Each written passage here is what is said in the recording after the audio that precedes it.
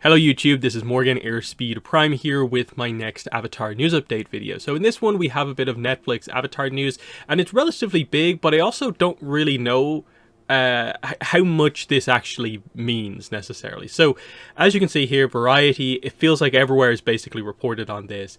Netflix Avatar The Last Airbender showrunner Albert Kim to step down. Jabbar Raisani and Christine Boylan to lead final 2 seasons. So straight away, the whole stuff is basically here because the actual body of the article is basically just background information on these specific kind of people, of course. So the main thing, of course, is Albert Kim, showrunner on season 1, is stepping down. He's not been fired or anything like that. He is stepping down, and we'll go through in a second what the article says about like what exactly is happening here. And then it should be again noted that these two people already were in pretty high positions on Netflix Avatar season 1.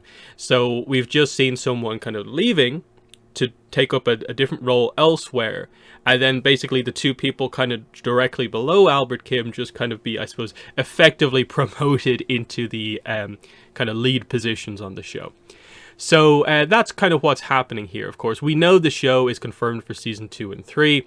It was only a few weeks ago, so at the very least, it's a good thing, I guess, that they have sorted this out early on.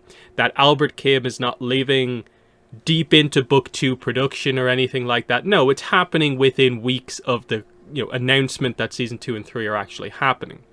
So that's that situation. So you can see here that, yeah, Christine Boylan and Jabbar Raisani will lead the show as executive producers going forward. Interesting that like they're going from a showrunner and it's just 2 executive producers. Then it gets into the idea of if you're not in the industry, what exactly is the difference between a showrunner versus like executive producers, and then the fact that they're not being called like co-showrunners, or is that what it means effectively, that they're the 2 main executive producers, but also just by default they are also now kind of co-showrunners, basically. So you can see here, Boylan served as co-executive producer on season 1. Raisani was executive producer, director, and VFX supervisor. And you'll note that Raisani was he was also included in a lot of the main like interviews ahead of the show's launch. A lot of them were kind of like either Albert Kim or Albert Kim and Jabbar Raisani. So they're obviously like promoting from the right positions, obviously, here.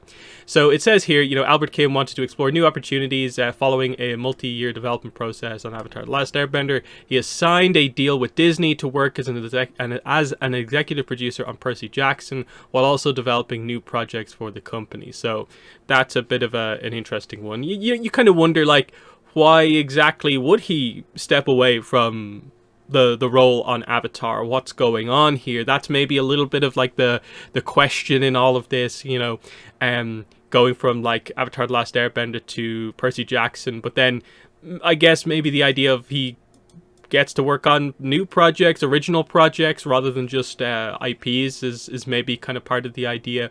But yeah, the rest of this is effectively just that, who are these people? What are their credits and stuff like that? But the main thing to know is just that both people effectively replacing Albert Kim are already in pretty high positions on the show. That's the main thing to kind of get across here, of course. Christine Boylan also, I believe, is the writer for episode 3 of the show as well. So what does this actually mean or not mean? I don't claim that I know a lot about specifically how the production exactly goes. Obviously, to lose your showrunner is not a good thing, but it's obviously a collaborative process. It's not like the whole show is set back to 0 because Albert Kim is gone.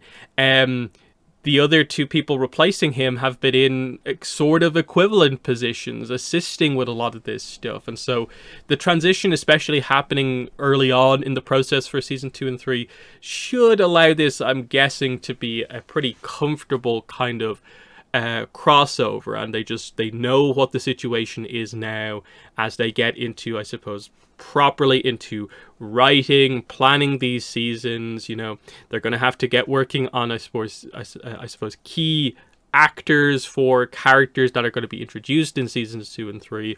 Toph being, of course, the really, really, really key one. So that's the sort of stuff that we're waiting for. But at least from my perspective and how I tend to review stuff and stuff like this, is that I really feel we can't judge anything on this, basically almost until we see what way season 2 pans out.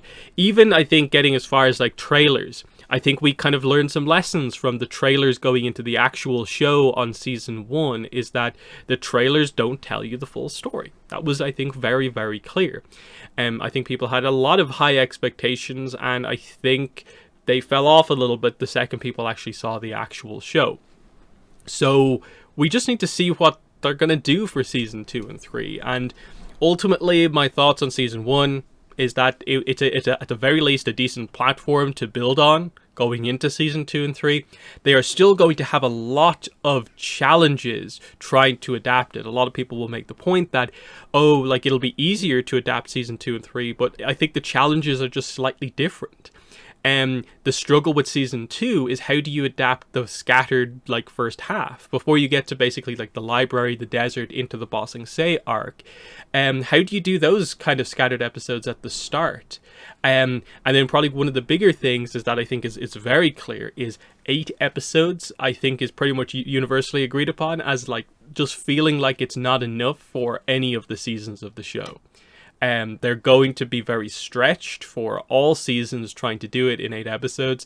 So one of the big things would be like, I hope they're potentially trying to, if possible, get more episodes for the season so they have a little bit more kind of space to work with. But don't know what the situation is really on that. And, you know, you wonder like, you know, again, why did Albert Kim leave at this specific kind of point?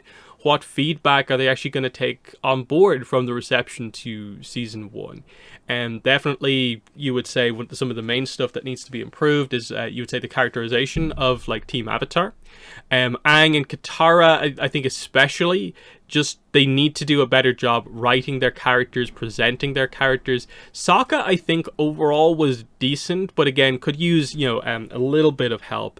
You know, there's a massive gulf between like Zuko, Iroh, and then most of the rest of the cast. And because again they're going to have to do some clever adapting for especially the first half of the season, there's going to have to be some interesting kind of decisions made unless they get more episodes. Otherwise, like again, I just find it very hard to judge just based on who the creatives are in these very high positions. What exactly this does or doesn't mean for the production overall, and as I said, does it even if we did know a little bit more about what was going on, I still think ultimately we just need to wait away for the final product to kind of come out, see the episode, see the build up to season 2 to really see what's actually going on. I think this is going to take hearing more about what's happening with production on this to really get a sense for this. It's too early at this point to, I think, properly judge, but you know, take from this kind of what you will, I suppose. I personally wouldn't read like a lot of crazy drama into this, perhaps, until more comes out. Otherwise, this seems like, I suppose, a rather effective way to do this transition, basically. But that's basically all I wanted to talk about here in the video. To me, personally, my style of kind of covering Avatar is to never overly read too much into kind of behind-the-scenes production stuff, especially when it's literally, in this case, just people being kind of maneuvered about a little bit. But anyway, so let me know what your thoughts are on this. Albert Kim stepping down, Jabbar Ihsani and Christine Boylan stepping up to lead the final 2 seasons. What are your thoughts on this? But that's been the video. Thanks for watching, and bye.